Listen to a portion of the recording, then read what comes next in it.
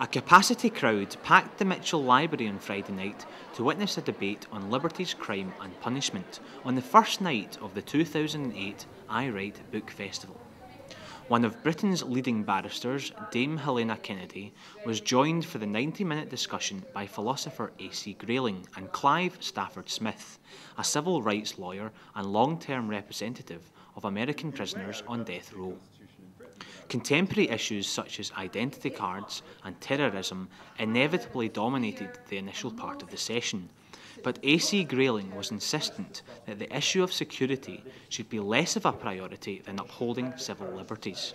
In a time of heightened tension in the world, where there are genuine risks to our society, what statesmen, if they were in it, should be saying to the community is, look, we value our liberties. I mean, we could make you as safe as possible by locking you all up in your houses and keeping you there. But if you're going to go out on the streets and take buses and go into trains and things, you're going to be taking a risk, a small one, but a genuine one. And therefore, as a mature and a courageous society, we should rather have our liberties and accept the danger, accept the risks, because the liberties are more important. Dame Helena Kennedy then touched on the reasons she thinks liberties are being compromised by providing her take on the development of human rights in the 20th century. There were reasons for feeling excited in the second half of the 20th century, for feeling that human rights were going to kind of, if you like, be the next thing to be fought for in the way that democracy had been the big thing fought for and struggled over throughout the 20th century.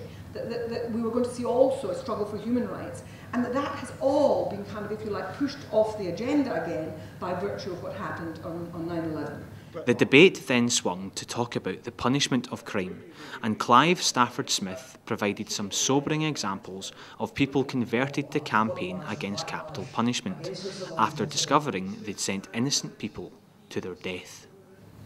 I hadn't got in the door before he started saying, look, I'm really sorry, I know the guy didn't do it. A white woman came to me afterwards and said, not only did he not do it, but I know who did do it, and I want to go on camera and admit that I made a mistake, and I want to say that politicians should play no role in deciding who dies. And likewise, the warden of the prison, Don Cabana, has also walked his road to Damascus and is now firmly against the death penalty.